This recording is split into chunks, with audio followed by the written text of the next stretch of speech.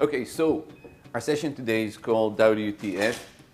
That's not what you're thinking. It's a web application firewall testing framework. And my name is Amichai Shulman. I've been doing information security for almost 20 years now. Past 10 years, the major focus of my research and my group is application security and database security, not so much on the infrastructure side. Yaniv here, again, a team leader in our research group and has been credited with a number of Oracle database vulnerability discovery. He's just released a free product called Scuba 2.0, which is a free database vulnerability assessment tool, and has experience in developing web application as well as database security products. Well, we have a large agenda today. We want to talk about web application firewall evaluation.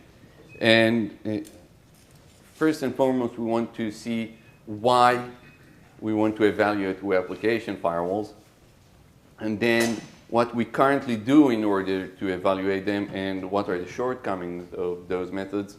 And then we will see what is actually missing in our current practices. Then we'll introduce our web application testing framework. We'll talk about the concept, the architecture, a short walkthrough of the user interface, and a little bit about future plans for this framework. After that, we're going to see a live demo of the web testing framework. In practice, we're going to test two different solutions with it. One is an IPS, the other one is a web application firewall, and then end up with a summary and conclusions. So, web application firewall evaluation. Why are we doing that? So the first reason for us to evaluate is to make sure that we buy the right stuff, okay, that it has the right feature set for us and that it performs and scales up nicely for our needs. And then, of course, we want to know that we are buying a quality product, and with a security solution, quality means to some extent the level of protection that you get from that product. And then we'd also like to be able to evaluate our deployment. So make sure that we optimize our deployment for a given environment. Okay? And quite interestingly, there's a quote here from a recent blog series by security analysts, and they're saying that most of the users that they have surveyed found that their problems are not stemming from the quality of the product that they have purchased, but rather from the ineffective management. So we need a tool that would allow us to evaluate how we deploy the web application firewall. What are the ways that we're using today in order to do that? Well, the first common practice is ask the vendor. Now, I'm a web application firewall vendor, and you can ask me, how good is our web application firewall? I'll say it's the best. It has no false positive. It has no false negative. It doesn't get you that far, And then there's WAF, which people here are probably familiar with, which is an improved version of Ask the Vendor, because now you have a checklist, and all the vendors actually agreed on a common checklist, and you can just pick and choose whatever features you want to cover, and you'll have the vendor answer whether he supports them or not. Now, I think that the most common practice today is security benchmark products, like the one we have from Breaking Point or Spirent. I think Spirent used to be Muse Security, the tool that they're using. These are tools, actually hardware packages, that just play traffic on the network, attack traffic, and that's important. They play attack traffic on the network against a virtual server, and they measure how much of that traffic gets blocked by the tested device, whether it's an IPS, a web application firewall, an antivirus gateway, everything. They test everything, and that's really the issue. They're focused on quantity and the breadth of the offering rather than the quality and depth of the test. So they have vulnerabilities from each and every protocol and each and every product out there, and they are testing web vulnerabilities and server-side vulnerabilities together with client-side vulnerabilities, all in one package. And really, their competition is about covering as many vulnerabilities of as many protocols as possible. And you pay in the fact that they're not focused on application security. If you look at their support for evasion techniques in the application layer, it's very poor. If you look at their ability to, for example, simulate stateful attacks, it's very poor, okay? And we'll talk about that, we'll emphasize that. And eventually, when you use this tool and you want to end up saying, well, is that a good web application firewall? It needs to block all the traffic generated by the tool, okay? And that's important. So just to give you a quick idea about stateful vulnerabilities, here's sample traffic that I took when using Breaking Point, okay, to test a web application firewall. And all these three samples are cookie tampering vulnerabilities. Okay? Cookie tampering vulnerabilities mean that I received the cookie from a server and then I changed it. But all the traffic here indicates a single request from the client to the server. So how can it represent anything that is stateful? Okay? Three different vulnerabilities here. So there's clearly an issue here, and we'll demonstrate it later. The last practice that people use to evaluate their web application firewall is using a web vulnerability scanner. Now, these are great products that require a lot of effort in order to really get meaningful results in terms of knowing what the state of your application is. It's even more difficult to test a device in the middle, because eventually you need to trust the tool to get good coverage of the application, and really to some extent that you'll have a very vulnerable application, because otherwise you don't know whether it was the web application firewall who mitigated the attack or the application wasn't vulnerable to begin with. And again, the bottom line is that you test the WAF by looking at the final report and saying, well, I have no vulnerabilities. Okay, so you don't know whether there were any vulnerabilities to begin with, or whether your WAF is blocking everything, or whether you were not able to detect a vulnerability in your application.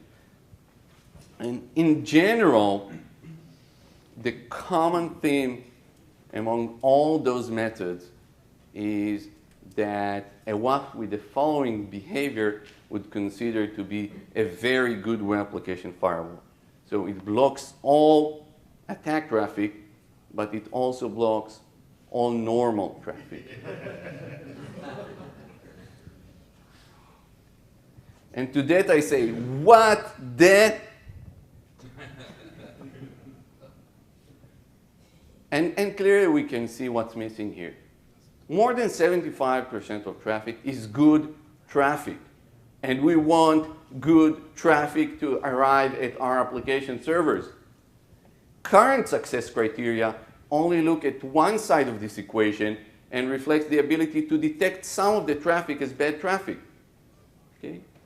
A true evaluation must consider the other side, the ability to allow business continuity, the ability to distinguish between good traffic and bad traffic. So this is how a good web application firewall should look like. Allowing good traffic to pass and blocking only attack traffic. And this is where we came with our web application firewalls testing framework. The concept is really to have a true evaluation of the effectiveness of the web application firewall by combining good traffic and bad traffic and measuring two parameters. One is good traffic that is being blocked. These are the false positives. And we use various sources for data for those tests, like, for example, the Gutenberg project, which contains scanned books. Okay, so we took pieces from the Bible and War and Peace and whatever. And then bad traffic being overlooked. Those are false negatives, actually, which attacks are not detected by the web application firewall. And the total effectiveness is determined by looking at the balance between those two parameters. Our first design goal for the framework was simplicity. We wanted a point-and-shoot user interface. We wanted bundled with a sample application that can be used for testing. And we wanted simple, comprehensible reports that do not require an expert to understand. And then the second one was completeness. And stateful testing was very important to us because some of the application layers attack are stateful, like cookie poisoning, cross-site request forgery, and so on. And this is our idea about how a stateful test should look like, for example, in the case of cookie tampering. We have a request going through that shouldn't be blocked that causes the server to generate a cookie with a specific value. Then a request that carries this value should again go through uninterrupted, and only when a request is generated that has a different value, it should be blocked by the device. So it was very important for us to be able to express this course of tests in our framework. The other side of completeness was application layer evasion techniques. I've mentioned that. Techniques like parameter pollution, complex attack vectors. Here's an example of an SQL injection attack vector that is more complex than the standard. And everything, for example, that appears in Ivan Ristik's latest paper would qualify for that and would attribute to the completeness. Third goal, flexibility. We wanted everything to be configurable. So all the tests are based on XML files that can be edited by a simple text editor.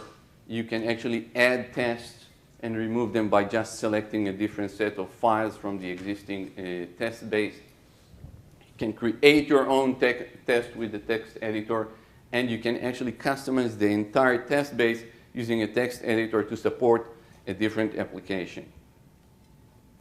We ended up with a pure Java application, again, heavy reliance on XML-based configurations. We bundled the WebGoat application together with it as a sample application. Wasn't the easiest one to go with, but we wanted an application that would be accepted as an unbiased way to represent application layer vulnerabilities. So we used that. And we use the common HTTP client by Apache to generate the traffic. So the deployment of the framework looks like that. We have an HTTP player, the WAF in the middle, and the WebGoat application. We read the configuration from the XML file, plate, and then we count both blocked attacks and blocked good traffic, and eventually generate a report. So if we expect a request to be blocked because it is signed as attack in our configuration file, it would be received by the web application firewall and then blocked.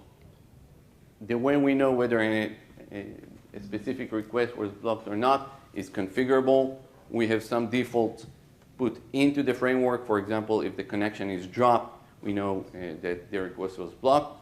This is, and this counts as a blocking. And then good traffic should just pass through the web application firewall into the application, and we should see the standard response from the application. User interface, very simple. Most important field here is the IP address or host name for the server that holds the WebGoat application. There isn't much in the test itself that relies on that being WebGoat. URLs, we didn't want to get blocked for every URL by the application, so we needed the URLs to represent something real. We needed cookies to get returned to us. This is why we used WebGoat. okay, why we bundle it with an application. It can quickly be customized to any application that you'd like. And I'll mention in future extensions one of the features that really help with that. So again, this is the GUI, very simple. You need to put in the address of the server that hosts the WebGoat application. Then you choose the name for the report, the file that holds the report. You can configure how the web application firewall represents blocking. There's a default of dropping connection. There are default related to the error code being returned by the server. It could rely on a specific string that is in the HTML response page. That's configurable. You can choose a custom set of tests, and then you have to click run, and seconds later you're ready, and you click show report, and you get the PDF with the report. Some of the things that we want to add to the framework that are not there yet, we want to generate test configuration files directly from network captures. It would allow us to grow the test base more easily. And we'd like to add more tests, especially around stateful vulnerabilities, and also increase our test base of good traffic. And last but not least, we would really like to add more evasion techniques and really cover all those techniques that have been discussed by Ivan Ristic in his paper. So we now want to actually give you a live demo of how this looks like, and we chose two scenarios. One is an IPS, and some organizations settle for an IPS as a web application firewall. I think that part of it is because the current methodology of how to test a web application firewall makes it hard to distinguish between the qualities of an IPS and the web application firewall, and you'll see it in a second. We tested Snort with the VRT certified rules, and you'll see how that scores. What we further did is we added some restrictive rules that are not in the basic rule set, and you'll see how does that affect the balance between false positive and false negative, and give you some taste of why it is important to apply this kind of framework. And the second scenario that we've tested is the open source web application firewall mod security, which is considered to be an entry-level web application firewall. And again, you'll see the trade-offs there, and really something that allows an organization to get an understanding of what's the quality that the WAF provides. Thank you, Amichai. And now we'll move to a live demo of the WAF testing framework. It is deployed very easily as a single executable.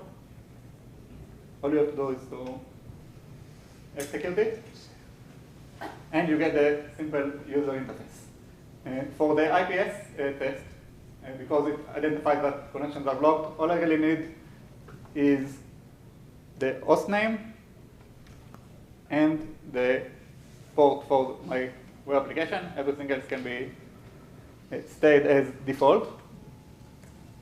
And I'm running the test, which takes about a few seconds because everything is local on my VMs.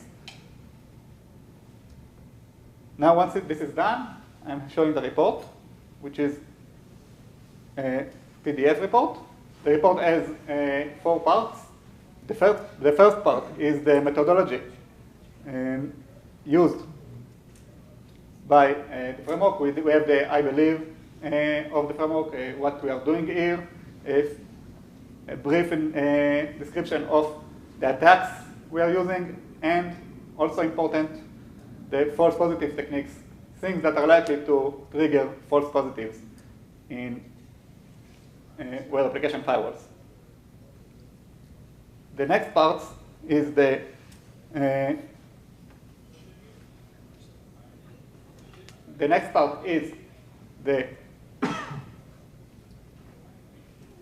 chart which contained false negative and false positive. I can see that by default it wasn't so effective against my attacks. Especially I want to focus on SQL injection and cross-site scripting that are of interest, as they are a real problem that occurs every day. And following with that, there are the results of the specific tests. You can see the URL, headers, and cookies being used in the tests. Now what I'm going to do is to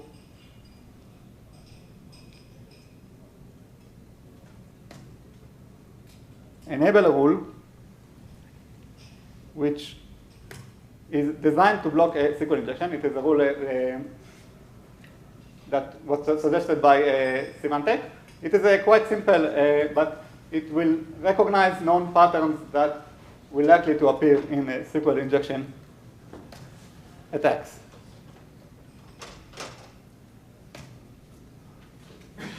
And while I'm trying to let it load, I'm going to run it again against the same IPS.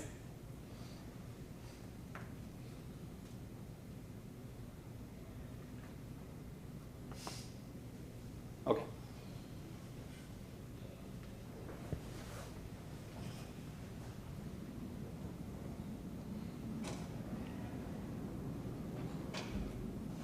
And when showing the report, I'll go straight to the result. I can see that at least for SQL injection and cross-site scripting, I gave a very good result. I have only 2 false negatives, which are 9% of the XSS I throw against it, and I have blocked all the SQL injection attempts that I used. And as a customer that is going to decide at this point, according to correct testing methodology, I will be quite happy.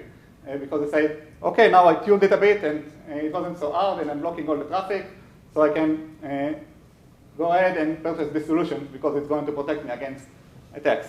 What you don't see in scanners or other testing tools that Amichai discussed before is the fact that you will pay a price for this simplicity. We are introducing quite few false positives that are triggered because the rule is too strict. And let's look at some example of false positives.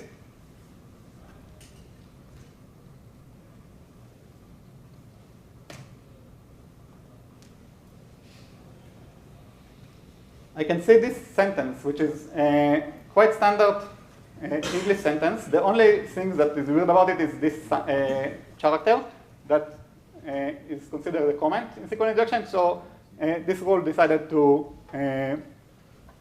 block it.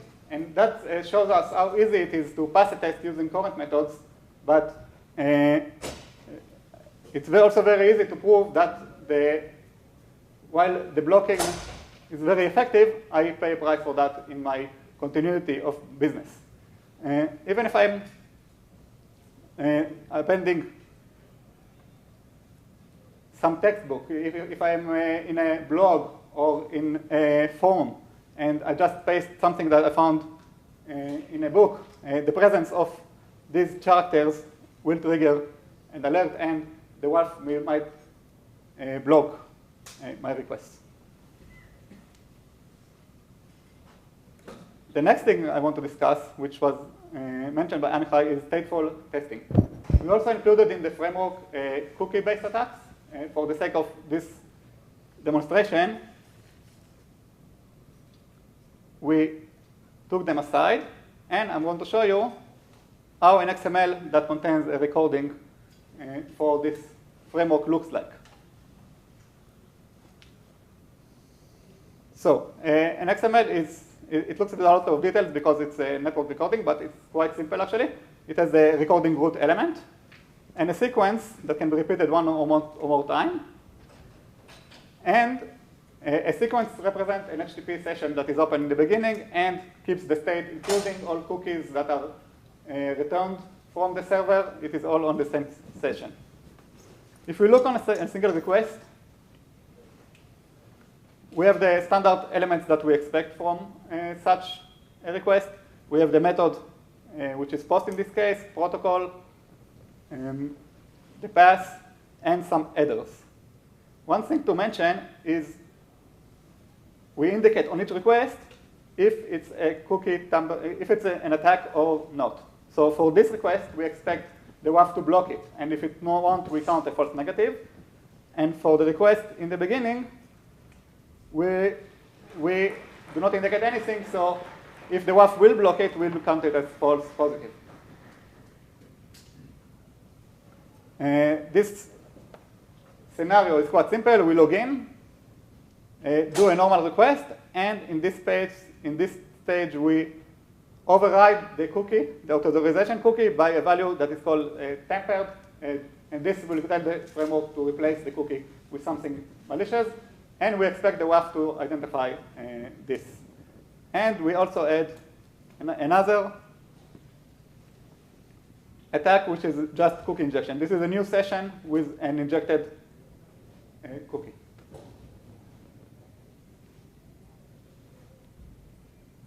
In order to point the framework to the custom tests that I've created, all we need to do is to click this button and point to the applicable folder and run the test again. Now in the report, I can see that I have 2 false negatives. One for cookie injection and one for cookie tampering. Just a note, one can argue that in Snort you have a mechanism called the flow bits that can keep the state of a session. So flow bits can indeed identify the fact that a cookie is set and see that if you're setting a cookie back, it really has a set cookie direction before that. So that will probably, that should address cookie injection. However, it will not address cookie tampering because it has not enough memory to track the value of cookie. So it won't catch that. Okay, the next thing I want to show you is the test against mode security, which is considered an entry-level WAF. Okay, and since this is a web application firewall, and it's sending a blocking page back against us, we need to tell the framework how to identify that a page is blocked. So this is done by the simple XML file.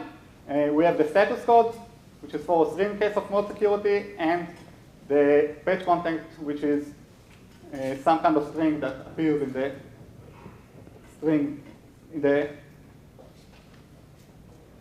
page that is returned. In order to configure the framework, I'll have to point to this file and rerun my tests.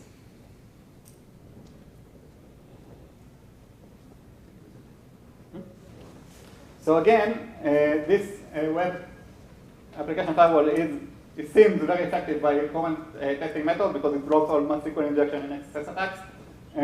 I have an issue with RFI, but I believe I can address that later. So again, as a customer, I am very likely to purchase the solution because I see that it's very effective against the attacks I threw against it. But this time it will come at the price of even more false positives that I had with Snort. And let's look on what kind of things that are blocked as false positives. There are common sentences with smileys that I can find all over. If they are typed, they will be blocked. And even things with just even the presence of double quotes inside will trigger this one.